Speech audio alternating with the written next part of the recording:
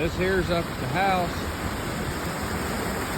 We finally warmed up. Now we've got a bunch of rain and everything's flooding. Since the snow's melting and we've got probably 2 inches of rain. This here's the pond below the house. Good thing I cut this overflow in our pond. We would have had some issues.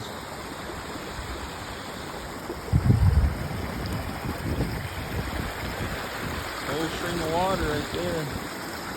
It's bad. This definitely ain't gonna be good for the logging for a while. I'll at y'all later.